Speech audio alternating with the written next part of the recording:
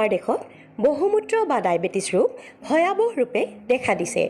এই ৰোগ কোনো মানুহৰ শৰীৰত আৰম্ভ হ'লে ইয়াক সহজে আঁতৰ কৰাটো সম্ভৱ নহয়।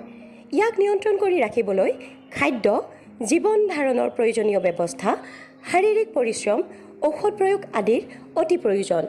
ডায়েবেটিছ ৰোগৰ মূল লক্ষণসমূহ: এই অসুখত সঘনে পিয়াহ লাগে, সঘনে প্ৰস্ৰাৱ হয়, তেজত চেনিৰ পৰিমাণ বাঢ়ি যায়, বেছিকৈ ভোক লাগে, দিনে দিনে শৰীৰ ক্ষীণাই যাবলৈ ধৰে, ওজন কমি যাব পাৰে, শৰীৰৰ বিভিন্ন ঠাইত খজুৱতি হ'ব পাৰে, প্ৰস্ৰাৱ কেতিয়াবা হালধীয়া হ'বও পাৰে, শাৰীৰিক দুৰ্বলতা বাঢ়ে, এলাহ বাঢ়ি যায়, যৌন উত্তেজনা কমি যোৱাৰ উপৰিও অতি কম দিনৰ ভিতৰতে চকুৰ ক্ষতিসাধন হোৱাৰ সম্ভাৱনাও দেখা দিয়ে।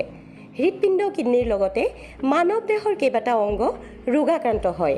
ডায়েবেটিছ ৰোগত আক্ৰান্তসকলৰ বাবে ৰাতিপুৱা খাব লগা খাদ্যসমূহ হ'ল: প্ৰথমতে, এগিলাচ গৰম পানীত এটা গোল নেমু বা কাজি নেমুৰ ৰস চেনি নোহোৱাকৈ খাব পাৰে। দ্বিতীয়তে, নিশা 2 চামুচ মেথি গুটি আধা গিলাচ পৰিমাণ পানীত তিয়াই থৈ সেই পানী ৰাতিপুৱা খালী পেটত খাব। তৃতীয়তে, এটা পকা বিলাহী, এটা কেৰেলাৰ ৰস, এটা তিয়হৰ ৰস আটাইকেইটাৰ ৰস মিশ্ৰণ কৰি খালী পেটত খাব পাৰে।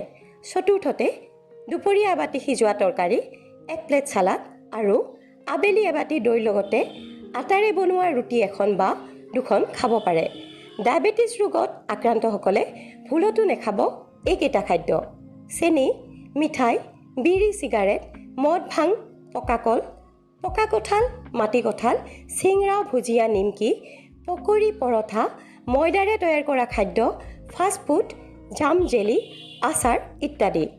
ডায়েবেটিছ ৰোগত আক্ৰান্তসকলে খাব পাৰে এইকেইটা খাদ্য: শাক-পাচলি, ধনিয়া, পদিনা, বন্ধাকবি, গাজৰ, মূলা, পালেং, তিয়হ, কেৰেলা, পানীলাও, বিলাহী, পিঁয়াজ, নহৰু, নেমু টেঙা, বাদাম, জামু, নাৰিকল, ডাবৰ পানী, আমলখি, দৈ, নৰসিংহ, অমিতা, স্কোৱাছ, মানিমুনি ইত্যাদি।